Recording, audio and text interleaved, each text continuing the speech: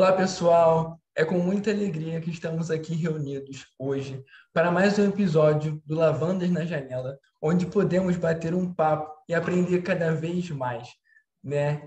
Eu sou o Matheus e, juntamente com o Marcos, iremos conversar com o Fábio Aguiar, em que realizou o curso Monge Executivo, e irá nos falar um pouco sobre o quanto ele foi beneficiado por ter realizado esse curso, né? Para quem não conhece o livro Monge Executivo, ele veio do autor James Hunter, em que consiste da essência da liderança, né? Queria agradecer ao Fábio por ter dado essa oportunidade, por ter aceitado o nosso convite aqui, porque é um livro que nos ensina a cada releitura, não é mesmo? Então, muito obrigado, Fábio. Obrigado a você, mas... Oh, perdão. Pode falar. Não, obrigado a você, né, Simone e Marcos, aí, pelo convite, né? Então, acho que é sempre bacana a oportunidade da gente estar trocando, né, algumas figurinhas do que a gente sabe, o que a gente aprendeu, e com certeza vou aprender muito mais do que eu vou deixar para vocês, mas eu que agradeço o convite. Então vamos lá, vamos para a nossa primeira pergunta nesse bate-papo aqui. Como foi que você descobriu o Monge Executivo?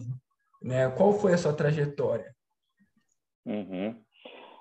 Bem, o Monge Executivo apareceu para mim o livro, né? Primeiramente, acho que, né, é um best-seller, acho que quem não leu, pelo menos já viu, né, em alguma livraria ou já conhece alguém que leu. Então, me trouxe essa curiosidade e eu já trabalhava com pessoas, a gente já, querendo ou não, exerce liderança durante todo o tempo, né, ou no trabalho, ou em casa, em amigos, ou com amigos. Então, era um tema que já me motivava, né, me motivava muito me trazia curiosidade e vontade de aprender mais. E isso me fez com que eu começasse a me interessar pelo livro e ler o livro, né? Então, assim, basicamente o que me aproximou esse livro o que me aproximou essa história foi realmente passando por livrarias e vi do que se tratava e me interessei pela leitura. Então, basicamente, foi assim que eu cheguei até o Monge Executivo, né? Ao livro, né? É o clássico, não, nenhuma coincidência é por acaso, né? Você vai passando, acaba vendo aquele livro, te chama a atenção de algum jeito, e quando você repara, você já está um pouco mais curioso, já vai dar uma folheada, e aí a coisa toma uma outra proporção, né?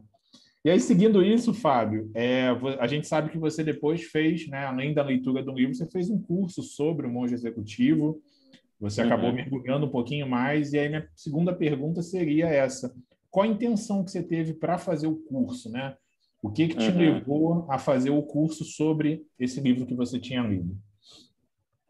Marcos, a história do curso é bem... assim, o curso me pegou no momento que eu estava muito mal, né? Assim, como é que eu posso dizer? Profissionalmente, né? No ponto de vista profissional, eu estava muito mal. E do ponto de vista pessoal, eu já estava no poço, né? Então, também, como a gente diz lá no curso, né? Eu já estava chegando, eu já conseguia enxergar lá o poço, eu conseguia ver que não estava muito legal. Assim como no livro, né? Então, como a gente pega o livro e você vê com John Dyle, tá bem, né? Ele, de uma outra forma, ele estava bem profissionalmente, mas acaba não se sentindo bem no relacionamento, no matrimônio, no casamento, já não se entendia muito bem com os filhos rebeldes, e o trabalho já não dava mais o prazer que dava antes, e ele não conseguia, o chefe dizia que ele não entregava os resultados que ele deveria entregar. Então, esses conflitos realmente existiram, e passou isso na minha vida pessoal. Eu já tinha lido o livro, né? Então, um pouco da história, né? Simone compartilha. Simone é uma amiga, além de professora, amiga minha de longas datas. Então, assim, eu passei por um problema pessoal, perdi meu filho, né? Muito jovem, com 8 meses de idade. E isso eu tinha basicamente eu tinha decidido fazer uma mudança radical na minha trajetória profissional. Eu tinha já basicamente 15 anos de trajetória numa Big Pharma, numa multinacional grande, super conhecida. Decidi para uma muito menor, bem menor, né? fui super questionado por isso na época pelos líderes da empresa que eu estava, se eu estava fazendo as escolhas, né, que o livro vai falar, a gente vai falar sobre isso daqui a pouco, que é uma escolha, se eu tinha certeza da escolha que eu estava fazendo, se eu estava seguro daquilo, eu decidi, fiz a escolha. Hoje eu tenho certeza de que fiz a escolha certa naquele momento, né? Não esquecendo todo o passado profissional, mas muito pelo contrário, me deu a oportunidade de escolher outras opções. Mas passando por esse problema pessoal, entrei numa nova corporação, com uma nova cultura, com um novo mindset, com novos líderes, e me senti... você começa do zero, né? Então, eu comecei basicamente quando você sai de 15 anos de uma e entra numa nova, é como se você estivesse iniciando como estagiário de novo, né? Então, você tem que reaprender tudo. Né? Aquilo que você achava que era o teu modelo, que a gente também fala no livro, né? Sobre os modelos, sobre os paradigmas, tudo aquilo que muda de uma hora para outra, e você tem que estar preparado para essa mudança. E quando eu me pego tendo um problema pessoal, né? Que é o que a gente nunca está preparado, né? De você ter que devolver teu filho, né? Da minha crença, né? Devolver meu filho para o pai. Você não acha que isso vai acontecer contigo?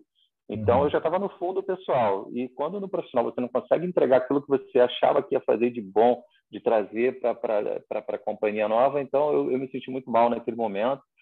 E aí apareceu o curso, né? Que chegou através da minha esposa. Engraçado que para o John Darby também chegou pela esposa, a necessidade de ir para o mosteiro, né? Vocês devem lembrar disso.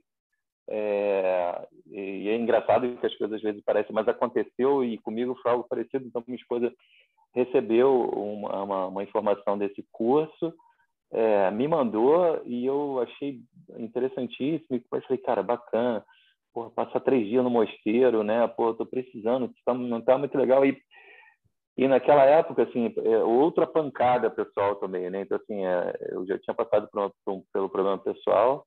Uhum. E meu melhor amigo, que foi a pessoa que estava comigo há anos e que me ajudou muito no processo do luto e tal, falece também nesse meio termo, né? Então, ele sofre um acidente de carro na Zona Sul e vem a falecer. Então, nesse turbilhão de emoções que eu estava vivendo, o curso apareceu, eu falei, cara, eu vou.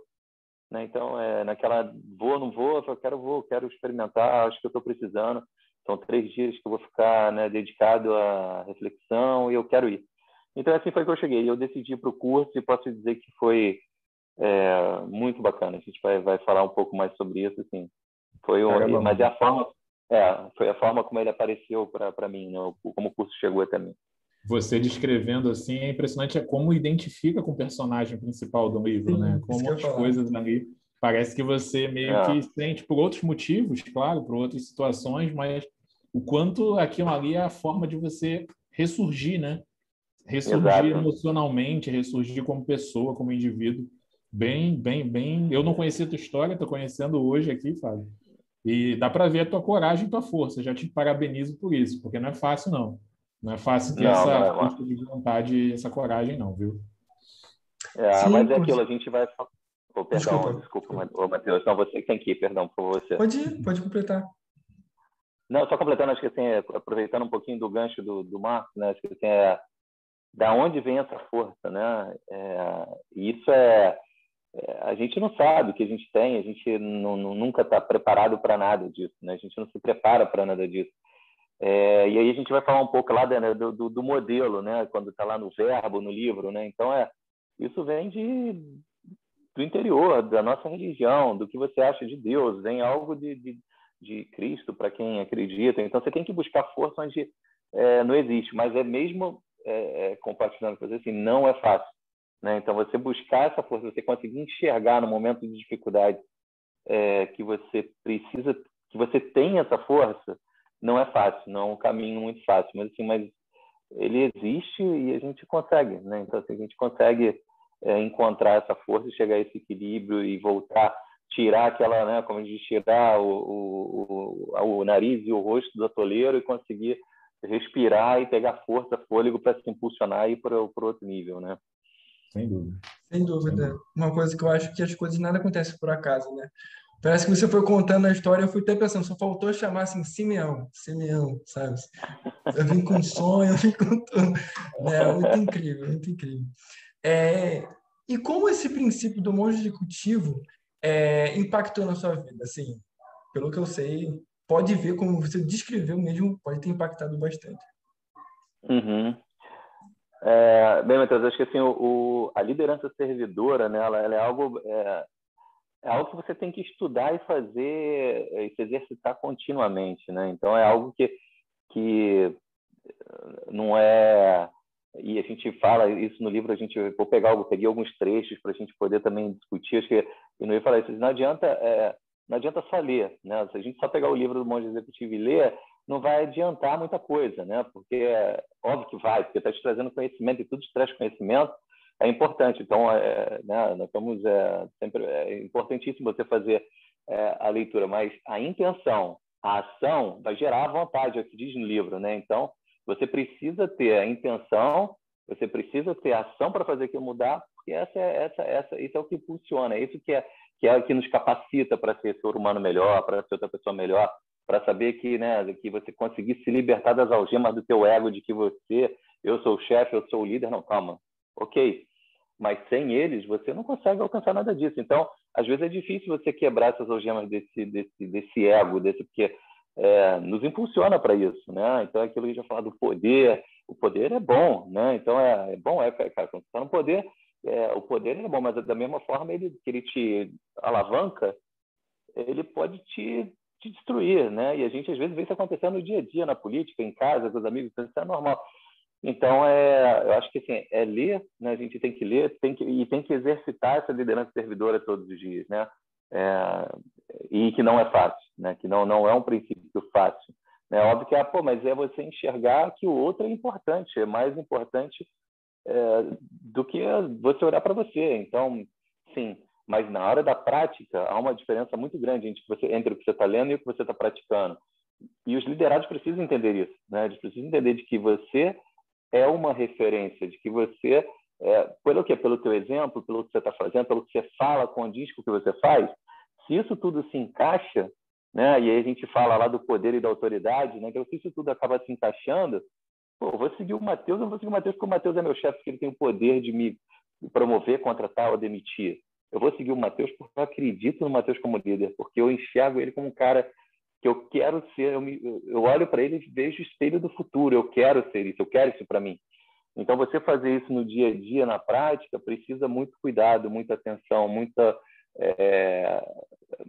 exercício, né? Você precisa exercitar a liderança servidora dia a dia, né? Não só no trabalho, mas em casa, na relação com o amigo, na relação com a mulher, na relação com seu filho, na relação com seus familiares, né? Parentes. Então, acho que acho que esse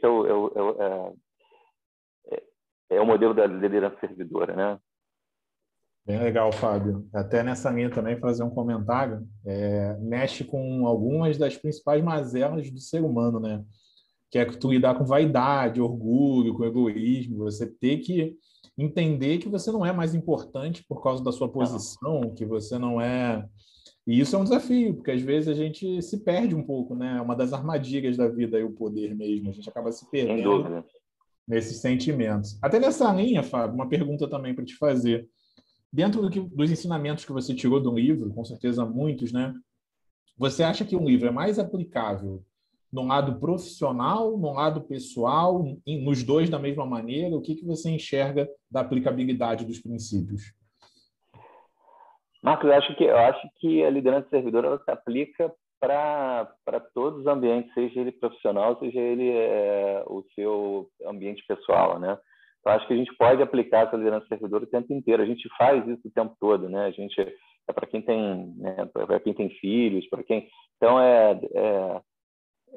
o filho te enxerga como um exemplo, né? O filho te enxerga quando você fala, você não faz isso, você está exercendo um poder, mas de alguma forma ele está entendendo de que você tem autoridade. Ele te vê como autoridade, ele te vê como alguém de que assim, não, se papai está falando isso é porque eu não tenho que fazer agora. Então, eu acho que ela é aplicável para os dois. Óbvio que não é fácil o tempo todo, né? Você conseguir você aplicar a liderança servidora o tempo inteiro. Então, parece até clichê, mas se você se autopoliciar para fazer isso o tempo inteiro, se você torna isso um hábito, se isso para você passa a ser mais importante, né, quando a gente falou do poder, do ego, você está falando, se isso é mais importante você realmente olhar para o outro, então acho que isso passa a ser algo um pouco mais que natural. E então, assim, eu entendo que a liderança servidora ela é para a vida, né? Tanto para o teu ambiente profissional quanto para o ambiente pessoal, né? Então, no meu ponto de vista,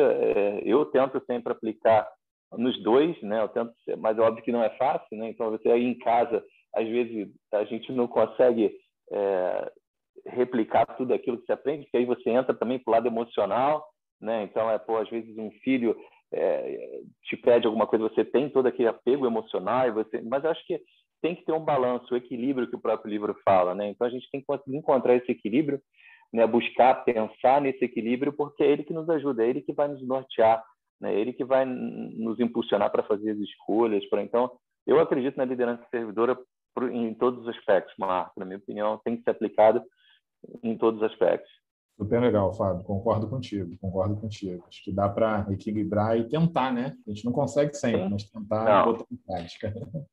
Não dá sempre, isso é verdade. Pois um dos outros aspectos que até que se relaciona com essa próxima pergunta, né, é o fato dos relacionamentos, né? O que essa leitura do livro Monge Executivo pode trazer de benefício nos relacionamentos?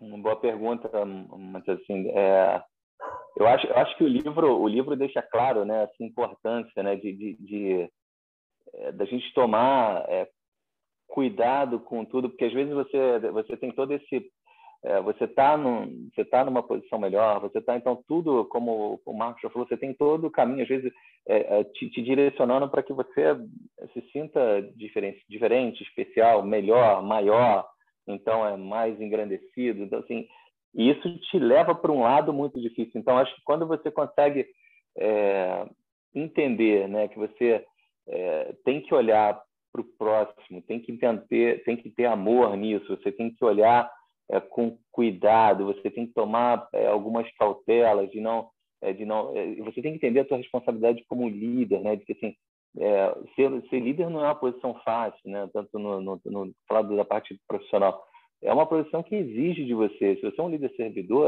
ela vai exigir de você. Não é fácil, né?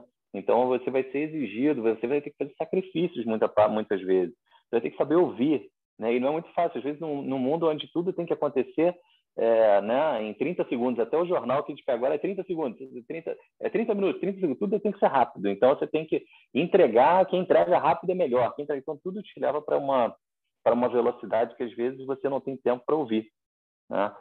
E quando a gente não tem tempo para ouvir, né, a gente não está se entregando para o outro também. E isso acontece tanto no profissional quanto no pessoal, em casa, com a mulher, com a esposa, com o filho.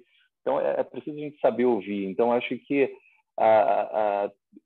tudo que você tem do livro, você tem que tentar aplicar, né? Então, você tem que aplicar todos os conceitos que o livro tem, tudo que ele tira, o que ele trouxe para mim. Pô, será que eu consigo ser um cara mais paciente, mais bondoso?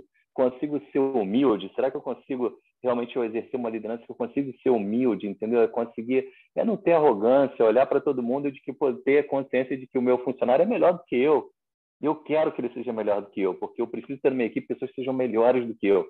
E se eu conseguir dar o melhor ambiente para ele, se eu conseguir dar o melhor para ele, se eu conseguir entregar um ambiente tudo favorável para que ele realmente seja melhor do que eu vou estar entregando também o melhor de mim. A gente vai conseguir resultados extraordinários. Então, o problema é que muitas vezes a gente se apega naquele ego de que eu tenho que ser o líder, eu que tenho, quando está numa reunião, né, que está lá, todo o Olimpo está lá, e você que quer participar, você que quer falar, você quer...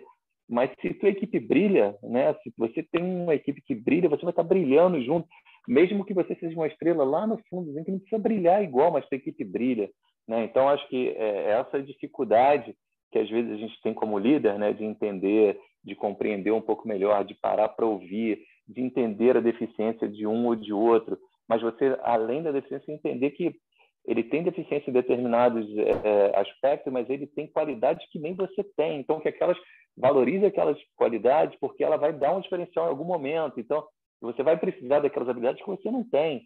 Então, você saber reconhecer tudo isso dentro da sua equipe, dentro das pessoas que trabalham com você, para que você consiga realmente impulsionar não só olhar para a sua carreira, mas para o teu time como um todo, né? Então, e isso não é fácil, né? Agora, esses dias eu tive uma experiência no trabalho engraçada, porque um líder que eu admiro muito, que eu gosto muito, eu senti a insatisfação dele quando ele estava perdendo um funcionário para um concorrente, né? E a observação dele para mim foi, pô, eu entendo que é para o bem dele, mas, pô, de novo a gente está perdendo para essa empresa. E naquele momento eu parei para refletir um pouco. Eu falei, pô, será que a gente está perdendo ele para a empresa?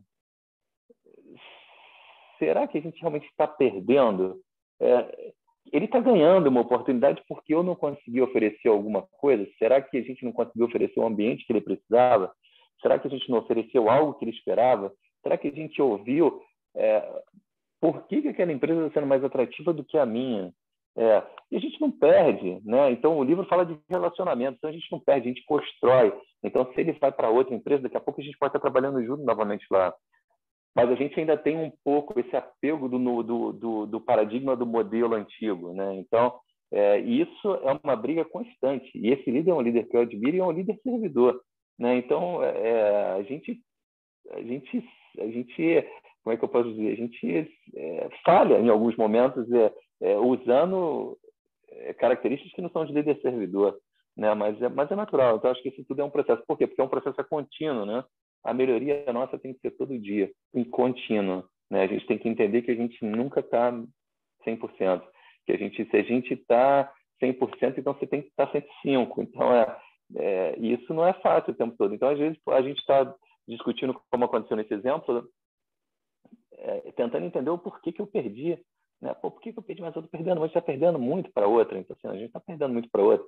A gente tem que ver que a gente fez um trabalho tão bom, que esse cara está tão bom, que tem outra pessoa que está querendo. Né? Então, é a forma de enxergar também as coisas. Mas não é fácil. Né? Então, você falou uma palavra que eu achei bem clara também, que é a questão do apego mesmo. Às vezes a gente fica muito apegado ali, você quer achar um vilão na história, né? Assim, quem é o vilão? Quem é que está roubando essa pessoa de mim? Como se a pessoa fosse sua, né? O meu funcionário, né? E na prática, às vezes, é uma oportunidade para aquela pessoa, por outras razões, que muitas vezes não vão ter nada a ver com você, efetivamente. É a vida, é aquilo que trouxe para ela e a gente acaba ficando aquele sentimento de posse, né? Que acaba afetando. Até legal, você falou uma coisa nessa tua resposta que tem a ver com a minha próxima pergunta também.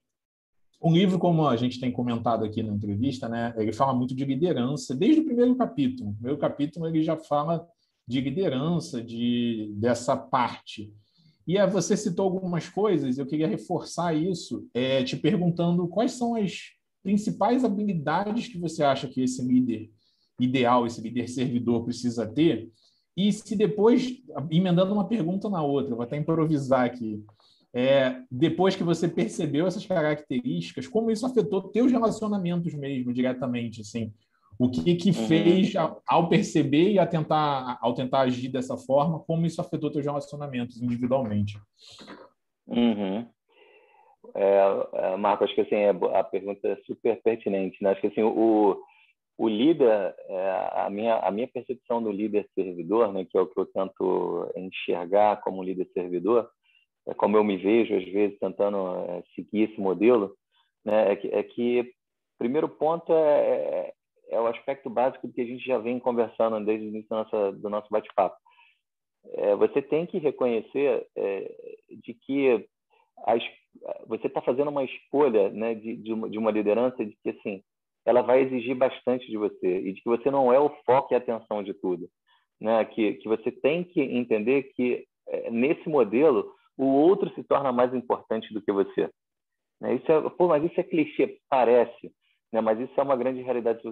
A principal característica do servidor é ele entender de que ele não é a estrela do time, né? Então você precisa entender de que todos têm as suas habilidades, que você vai ter pessoas que são melhores do que você na sua equipe, de que você quer oferecer o melhor ambiente para o cara, de que você... Então, a liderança servidora, né, ela coloca esse aspecto de você não ser egocêntrico, não entender de que você não, eu tenho 30 funcionários e eles, não, você não tem, você faz parte desses 30 funcionários que impulsionam o teu setor para fazer entregas, para fazer tudo. Então, no meu principal ponto de vista, acho que a liderança servidora é isso, é você não se enxergar como o principal jogador do time, né? Então, você tem que saber ouvir muito, você tem que ter tempo para a tua equipe, você tem que ser humilde, você tem que liderar por exemplo, né? Então, acho que isso é o mais importante, é você liderar, por exemplo. Porque, eu sou líder servidor, beleza, mas você fala, conhece, lê, estuda, fez curso e tal, mas o teu exemplo não é o melhor de líder servidor, né? Então, naquela primeira reunião que você teve lá com o teu grupo, que você não entregou o principal projeto do ano, e que foi por responsabilidade de um funcionário, você fez questão de lembrar de que não entregamos por causa de uma falha da equipe, porque fulano... Então, isso não é liderança servidora, né? Se você não entregou alguma coisa, a responsabilidade primeiro tem que ser sua como líder, né? Porque você é o modelo da gestão e da liderança e você tem que proporcionar todo o ambiente para que se chegue ao resultado. Então, e não é punir a pessoa, você tem que elogia, né? A premissa básica da liderança lá é elogia em grupo, e se você precisa corrigir algo, é individual. Então, você leva para a tua sala, explica, coloca exemplo, escuta, ouve. Então, acho que a liderança ela passa por tudo isso. É paciência, é ouvir, é se colocar no lugar de outro, é você respeitar, né? Mostrar para a pessoa de que ela é importante, fazer um monte de abnegação, perdoar, porque às vezes você tem perdão e é preciso perdoar, né? É você ser honesto com teus princípios e com dos teus funcionários, ter compromisso com aquilo que você fala e com o que você faz. Então, acho que a liderança servidora ela tem um monte de possibilidades, mas que, na minha opinião, esses são alguns dos tópicos que me norteiam para entender de que eu acho que eu faço de que é o caminho para fazer uma liderança servidora. Isso, eu tinha perguntado como depois dele perceber essas habilidades, o que ele precisava para ser um bom líder, como isso mudou os relacionamentos, né? Os relacionamentos interpessoais dele, como isso mudou, impactou nos relacionamentos.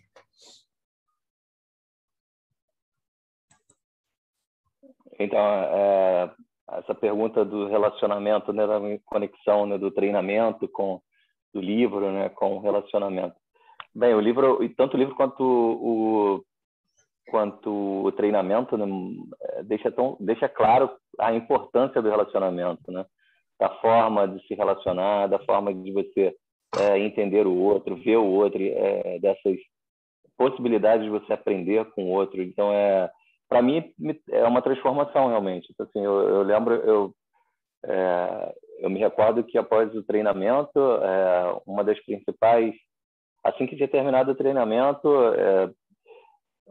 ele tem os facilitadores, são pessoas que vão como voluntários, e eu não sabia até então, eles são escolhidos, né, pelos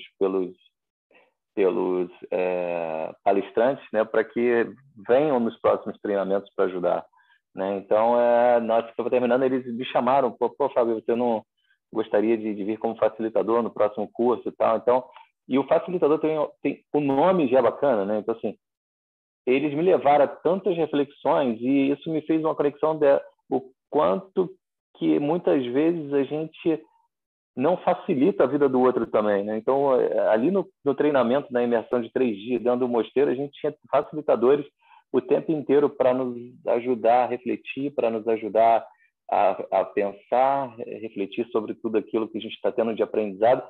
E muitas vezes, na vida profissional, a gente não tem esse tempo de reflexão, muito menos a figura do facilitador, né? Então, eu acho que isso é importante, e essa interação, né, que existe, essa conexão, ficou tão bacana que até hoje eu tenho contato com as pessoas do curso, fui facilitador em 3 turmas, eu fui para São Paulo, fiz aqui no Rio, então, e você acaba fazendo essa conexão, por quê? Porque são pessoas que têm pensamento que lhe atraem, que de alguma forma te passa conhecimento. Então, acho que essa busca pelo desenvolvimento, pela liderança servidora, né, com certeza ela te leva para um caminho de você ter ter esses relacionamentos e melhorar o relacionamento e buscar espelhar, né, aquilo que você aprendeu dentro da sua casa, dentro do seu trabalho. Então, acho que engrandeceu muito a parte de relacionamento, não só no meu meio corporativo, no meu meio de trabalho, mas também como em casa, né? Então, acho que isso ajuda também. Isso me ajudou muito. Então, acho que o curso traz muito isso também. Sim, você tinha falado uma coisa que me chamou muita atenção, da necessidade do líder servidor de perdoar, né? Foi uma das características, né? E o quanto essa qualidade é importante, né? Nas nossas relações, com nossos relacionamentos, porque, assim, o ser humano assim, é, é suscetível a falhas, né mesmo? Então, acho que nessa posição de liderança é uma posição de muitas responsabilidades e estamos suscetíveis a erros, a falhas, a decepções. Então, saber lidar com isso é uma questão muito interessante, muito importante até. Mediante isso, eu queria perguntar, quando percebemos a necessidade de mudar algo em nós, né, na nossa forma de agir, qual caminho devemos seguir? Eu botei primeiro ponto, essa questão do perdão, que é uma das qualidades, né? Eu acho que essa pergunta me faz muito refletir algumas mudanças que devemos tomar para ter essa qualidade de líder, né? Essa habilidade de liderança. É sensacional, Matheus. Acho que assim, o mudar, né? O mudar não é fácil, né? Então a gente tende a permanecer naquilo que a gente está. Então lá no livro tem uma parte, se eu não estou equivocado, que ele diz, né? Se a gente continuar parado, né? Se você continuar parado, se você não se movimentar, você vai continuar no mesmo ponto, né? Então a gente precisa sair daquela inércia, né?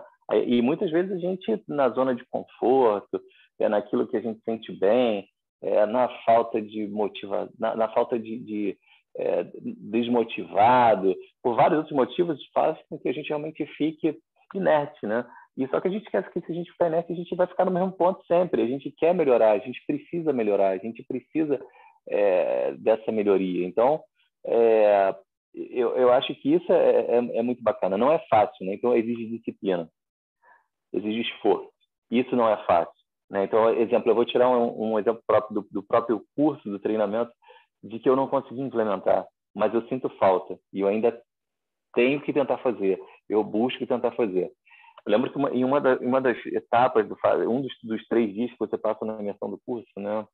É um dos pontos que você precisa fazer todos os dias e que o John Dyle também é obrigado a fazer, porque ele está dentro do mosteiro, né? Você precisa todo dia acordar cedo, ir para a primeira sessão, né, do mosteiro que ele tinha, escutar aquelas músicas, os cantos gregorianos, você precisa ficar o tempo inteiro lá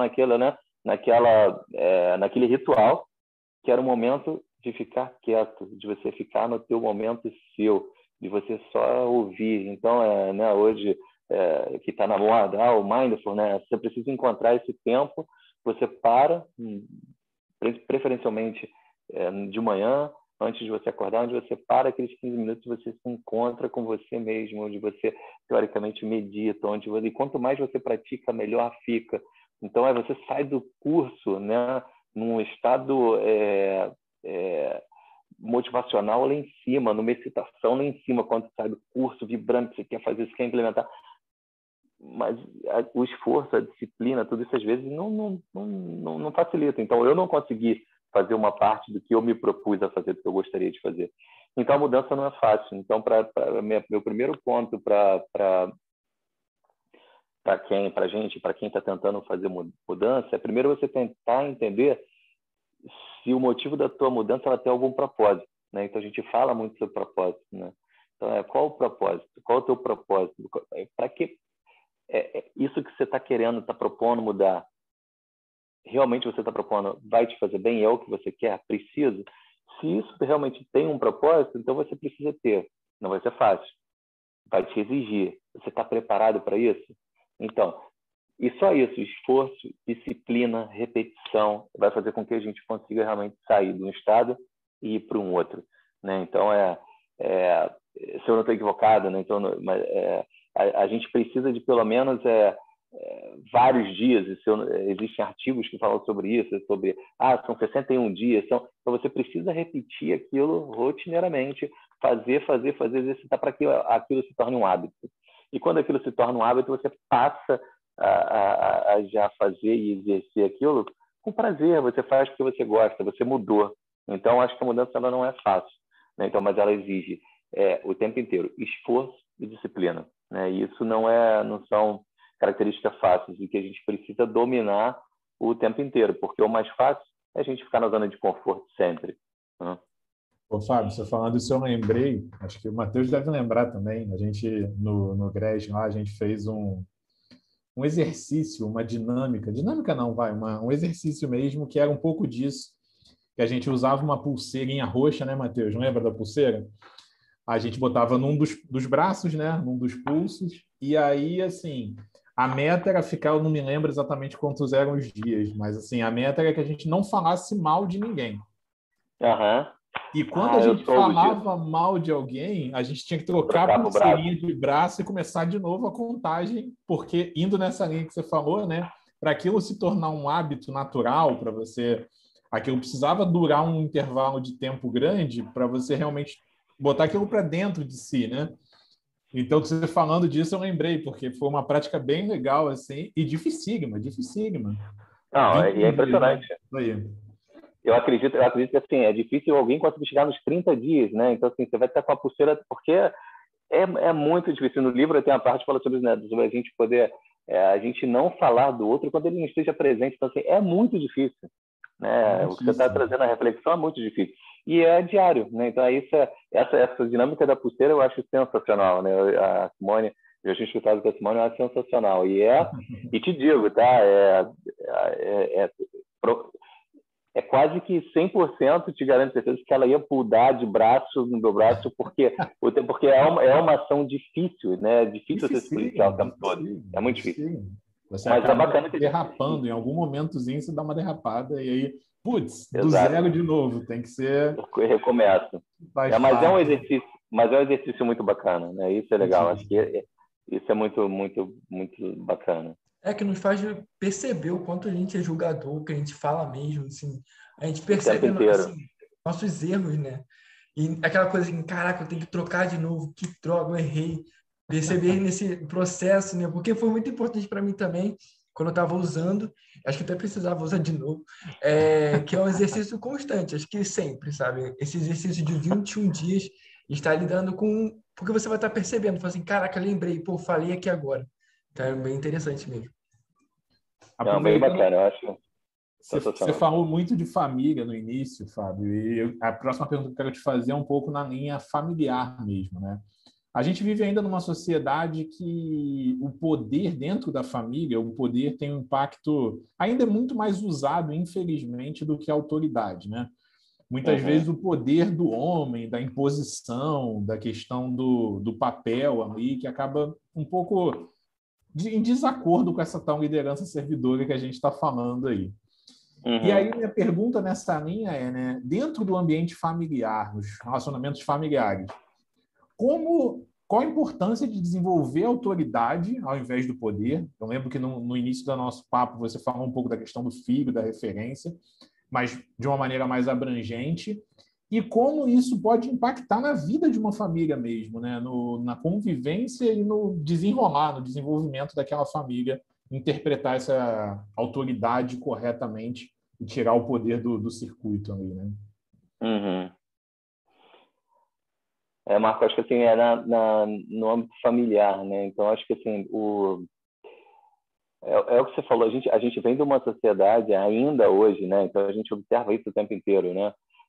Machista, preconceituosa, e a gente faz isso e a gente não consegue enxergar o tempo inteiro, né? A gente não consegue, é difícil a gente conseguir visualizar as nossas falhas, nossas deficiências, é muito mais fácil você conseguir enxergar no outro, né, o tempo inteiro. E isso acontece aqui dentro de casa, com certeza. Né? Então, é muito mais fácil eu olhar para minha mulher e ver todos os defeitos dela, mas eu tenho condição de olhar para o meu e ver os meus. Né? Então, isso é um exercício diário. Né? Então, quando a gente fala do poder, né, ainda está muito ligado a isso, né? Principalmente dentro de casa. Né? Não, porque o poder, o homem é a autoridade, né? Antigamente a gente olha para nós, talvez não a gente não tenha vivido isso com nossos pais, mas muito provavelmente os nossos pais, que nossos avós vivenciaram, né? Quando chegava a mulher, tinha que servir, né? Tinha que receber o homem na porta e tirar a bota, preparar o almoço, já estar com a janta pronta quando chegar. Então, todo um cuidado, né? Mas isso era baseado em poder, né? Isso não tinha, na minha opinião, não tinha toda a pegada da autoridade que a gente está falando. Então, ela fazia isso porque era forçada por uma sociedade que dizia de que ela era obrigada a fazer esse tipo de atividade. Ela tinha, né? Você tem obrigação pelos deveres de casa. Não, nós temos obrigação. Hoje em dia é diferente, né? Então, eu acho que essa relação entre o poder e a autoridade, né? A gente está falando, o poder vai estar sempre conectado à força, né? A quem pode mais, a quem tem mais força, então, e a autoridade não. A autoridade ela está conectada à habilidade, né? Então, alguém ela está ligada à habilidade que está conectada com amor, né? Como diz no livro. Então, tudo isso e quando ele pega lá no modelo de Jesus, né? Que ele diz, né? No livro que Jesus foi o maior líder dos séculos, e eu concordo, né? Pegado a minha religião também, ele conseguia exercer uma influência e consegue até hoje, como ele faz na minha vida, na minha fé, sem exercer o poder, né? Então, ele era o filho do maior, né? De Deus, do Pai. Então, esse cara tinha o poder, mas ele não exercia. Ele exercia por habilidade, né? Essa influência nas pessoas. As pessoas o seguiam pela influência, pela habilidade que ele tinha de fazer isso, de demonstrar, seja pelas palavras, pelas metáforas, pelos exemplos que vinham ele fazer. Então, ele servia pelo exemplo. Então, acho que em casa é a mesma coisa. O que a gente precisa fazer, eu quero que meu filho me siga não pelo poder que eu possa ter, se é que a gente tem algumas, pela habilidade. Ele tem que entender de que, né, ele tem que reconhecer o pai, a figura paterna, como alguém que ele admira, como alguém que ele quer fazer igual, como alguém... eu lembro que tem um vídeo, né, muito bacana, era legal encontrar esse vídeo, onde a gente via, são várias crianças juntas e seguindo o mesmo exemplo. Chega a ser chocante, né?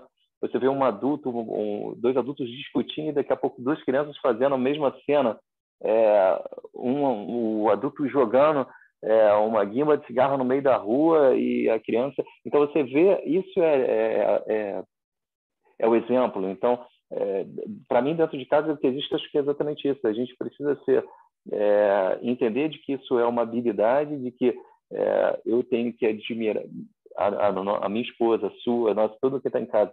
Um dia tem esse poder de autoridade tanto quanto você. Eu a sigo por vários motivos, de que eu enxergo que são habilidades muito melhores, superiores à minha, mas também não tem que entender de que, não, porque hoje...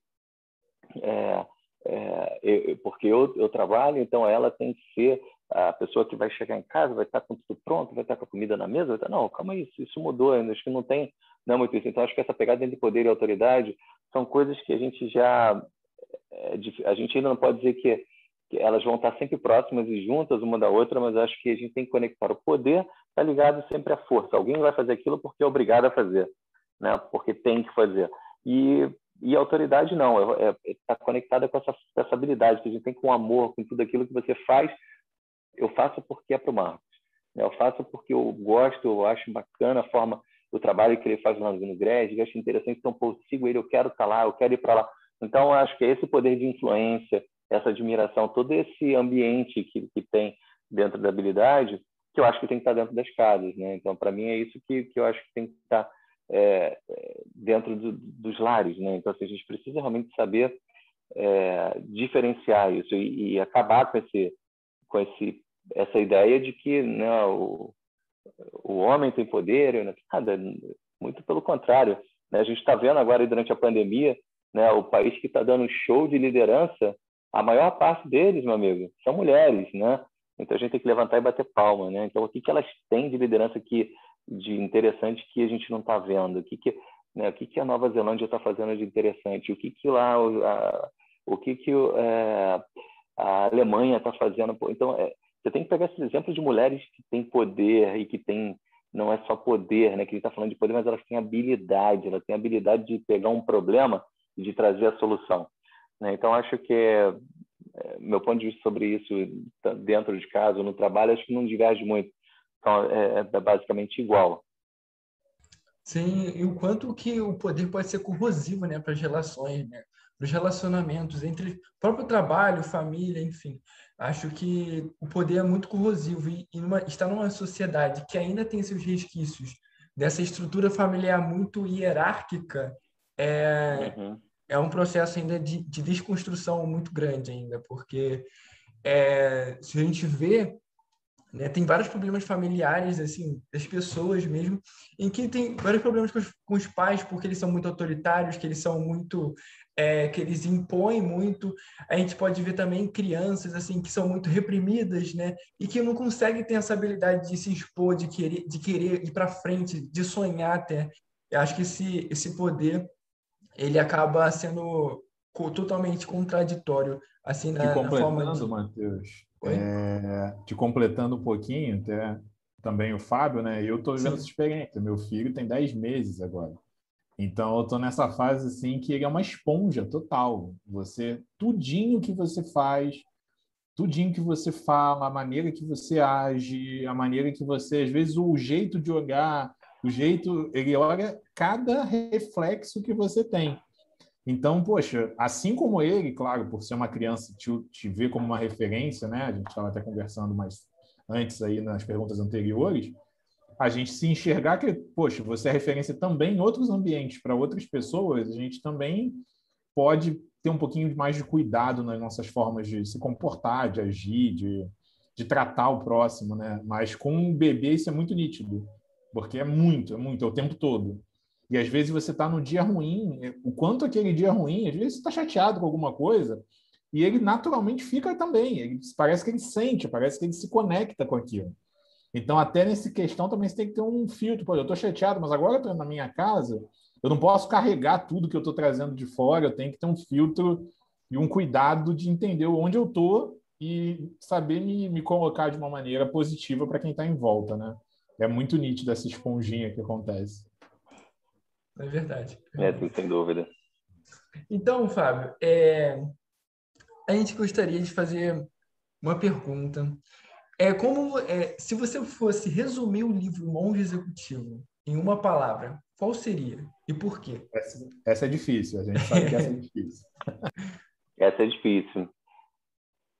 Eu acho que uma palavra única, cara, só pode ser o amor, não tem outra, entendeu? Então, se a gente tiver que traduzir tudo isso, tudo que a gente está falando, tudo é o amor, não tem jeito. Então, uma única palavra para mim é o amor, porque ele está na base disso tudo, né? Ele está na base de você se colocar no lugar do outro, de você ser altruísta, de você ouvir, de você não se achar, né, a última bolacha do pacote, de você sentir, né, feliz porque o outro alcançou. Então, eu acho que traduzindo tudo isso, tudo que a gente está falando em uma única palavra, para mim é o amor, né? Então, acho que eu acho que isso também está um pouco na pegada do livro, né? Então, é preciso, né? Esse amor, ele é preciso, ele tem que existir, ele está conectado a tudo isso. Vamos para a última pergunta, Fábio. Vamos para a pergunta final e vai muito a ver agora com a parte do curso, né? Você fez um curso, participou como facilitador de outras turmas, como você comentou agora há pouco. E o que você acha que um curso sobre o monge executivo, independente de religião, independente de ambiente, o que você acha que um curso não pode deixar de ter? O que ele precisa ter para poder tocar o coração das pessoas e para poder ajudar de verdade aquelas pessoas que estão dentro daquele curso participando? Uhum. Marcos, eu acho que assim, é uma coisa que tô aqui, enquanto você está falando, eu estava pensando e regredindo lá nos dias do curso, né? Então, acho que assim, basicamente, o que me tocou muito o curso? Primeiro você precisa ter esse tempo e dedicar esse tempo para você, né? Então, nesse curso, né, quando eu tive a oportunidade de fazer, são 3 dias.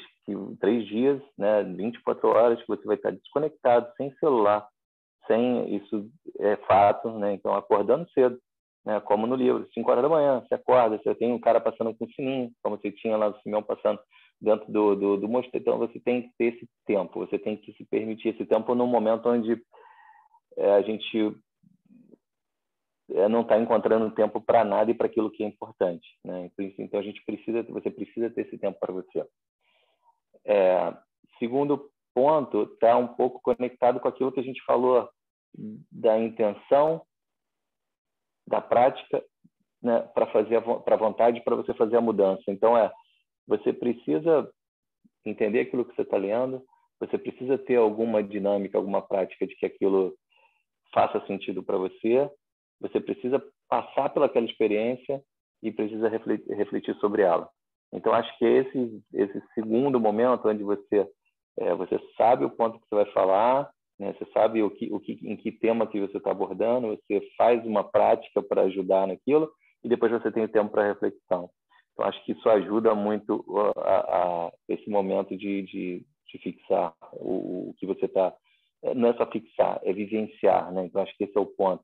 Porque você não está lendo o livro, você está vivenciando os capítulos da história que teve naquele livro. Então, você precisa ter essa oportunidade de vivenciar, né? De ter o teu momento dentro, interior, onde você vai parar e você vai estar olhando para você. Você desconectou o seu celular, você não vai ter você está focado no seu eu. Então, acho que isso é importante para o livro, para trazer o conhecimento. E o outro é você acreditar, né? Então, você precisa acreditar que todo esse conteúdo ele vai te impactar de alguma forma, vai fazer você ser melhor, né? Então, se isso tudo que você leu, se tudo isso que você está se propondo a colocar em prática faz sentido para você, está conectado, porque ele tem uma pegada religiosa muito grande, né, esse livro, né? Então, ele fala de um cara que ele tinha tudo, tinha dinheiro, tinha fama dentro do trabalho, tinha uma casa boa, tinha uma família, mas estava faltando alguma coisa. Ele viu o lado espiritual dele sendo buscado dentro desse mosteiro, né? Então, eu acho que esses são os tripés que a gente precisa ter. Você precisa ter a tua família, você precisa ter o teu trabalho, mas você precisa ter algo além também, né? Então, acho que o curso tem que buscar também a tua espiritualidade. Isso me chamou muita atenção na época do curso e chama de muitos outros, porque quem vai fazer o curso vai também na pegada da liderança servidora. Então, tinha muita gente que ia para o curso ateu, né? Então, assim, ok, eu tenho o maior respeito por todas as religiões e por todas as escolhas, como faz o livro, como diz o livro, né? Então, você é livre e você tem que fazer as suas escolhas e a gente tem que respeitar.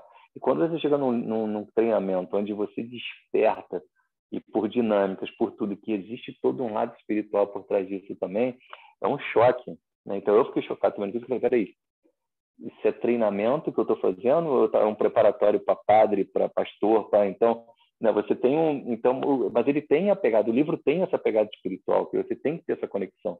Então, acho que o treinamento ele tem que buscar essa pegada também de religião. E olha que engraçado, porque na minha turma eu lembro, né, que a gente tinha um exemplo de um amigo, um colega que estava super incomodado. Eu sentia que ele estava incomodado. E na hora que chegava nas partes de dinâmica, onde mostrava que a conexão que estava faltando é Deus, é Jesus, aquela é a conexão espiritual que estava te faltando, cara, aquilo fervia dentro do cara, entendeu? E depois eu vi um depoimento dele, uma semana, a gente terminou os 3 dias, você sentia que ele estava aflito, de que aquilo não estava muito legal para ele ainda, e 7 dias depois a gente recebeu uma mensagem no grupo de WhatsApp dele, que eu falei, valeu a pena todo o treinamento que eu fiz, entendeu? Porque aquilo fez ele refletir sobre um monte de coisas, que ele não acreditava, que talvez ele possa não acreditar, mas fez ele refletir que ele pode ser melhor, que a gente pode ser melhor, né? Que aquilo que a gente aprende, daquilo que tem lá no amor, né? Do amor incondicional, daquilo que você pode trazer isso. Não necessariamente, eu acho que essa pegada espiritual que tem no treinamento, né? Isso foi muito bacana, e eu vi isso acontecer dentro do meu grupo. Então, é muito legal. Acho que para o treinamento fechar isso tudo prática, reflexão, execução e essa pegada espiritual que é importante também. Sabe, muito legal. Eu fiquei pensando assim, às vezes a gente não sabe a semente, quando aquela semente vai germinar, né? Porque às vezes Exato. na hora ali a pessoa tem uma postura, não acredito, não quero, mas a semente ela é plantada, a semente ela é plantada e cada um vai ter um Uhum, momento para aquilo germinar, cada um vai ter a própria evolução natural, né? Até aquilo uhum. vir a acontecer. E isso até no caso desse companheiro da tua turma foi até rápido, porque uma semana depois ele já estava postando uma mensagem no outro tom, né? Não, impressionante. Assim, eu acho que porque como o treinamento ele tem essa pegada de imersão, né, onde você larga tudo, desliga tudo, e você realmente, né, o curso acontece dentro de um mosteiro, quando não dentro de um sítio onde realmente você tem você tem o Simeão, né, nas vestes, né, do monge, né, acordando às 5 horas da manhã com um sininho, passando na porta do teu quarto com um sininho, te chamando para ir para a tua primeira ação do dia, né? Então, onde você tem que fazer lá o teu momento, como tinha no livro. Então, toda essa imersão, você fica tão fervilhando de sentimentos, de emoção, de perguntas. Coisas, então, tudo aquilo fica tão... E que você fica uma semana realmente energizado e num estado de excitação tão grande que eu acho que traz essas buscas, essas perguntas, essas vontades de conhecer o que talvez você não deu oportunidade de conhecer. Então, isso é bem bacana. Muito legal, Fábio. Te confesso, eu já li o livro 3 vezes e terminando o papo aqui, minha vontade é de começar a ler a quarta agora à noite. É Porque verdade. você vai lembrando do livro, dos ensinamentos, e até você falou isso também, e cada momento da vida, se você ler esse livro em um momento da vida diferente, você vai ter uma leitura completamente diferente, com interpretações completamente diferentes. Eu queria te Sem agradecer dúvida. muito, muito mesmo pela tua participação. Gostei muito do papo, da entrevista, da gente poder estar junto aqui. Acho que todo mundo que assistir vai ficar com muita vontade de ver o livro, de conhecer um pouquinho mais. E espero que você também tenha gostado, tenha se sentido confortável, assim. E só posso te agradecer pelo carinho, pelo cuidado com a gente de estar aqui. Te agradeço também em nome da Simone, que é minha madrinha, que é quem fez essa ponte, né? Esse contato com a gente para estar fazendo esse episódio do Lavandas na Janela. E gratidão total mesmo. Muito obrigado pela tua participação, viu? Eu que tenho que agradecer. Marcos, eu tenho que agradecer. Acho que assim, isso não é entrevista. Para mim, pô, é um prazer fazer esse bate-papo. Eu aprendi muito. A gente sempre troca. O nome já não poderia ser melhor. Então, quando você fala de Lavandas na Janela, pô, não tem como não participar. Né, esse grupo que vocês têm é lindo, né? Então, acho que assim, assisto. Durante a pandemia me ajudou muito. Eu lembro de receber os áudios das histórias, né, que chegavam para as crianças, e meu filho pedia: pai, chegou... meu filho está com 4 anos, né, agora, fazer 5 agora. Pai, chegou o novo áudio do Greg? Chegou? Então, ele gostava. Então, assim, me ajudou muito. Então, é uma forma de retribuição. Espero que que sirva para contribuir com alguma coisa, de que tenha brotado alguma sementinha, alguém interesse por alguma coisa, que isso é importante. Acho que o bate-papo é para isso, para que a gente consiga brotar pequenas sementes, né, para que possa germinar sempre algo bacana, né? Então, eu que agradeço você, Matheus e Simone. Eu não podia deixar de atender um pedido da Simone, sem dúvida. Tá bom, Fábio, obrigado. Então, muito obrigado para todo mundo que assistiu também o episódio, com certeza.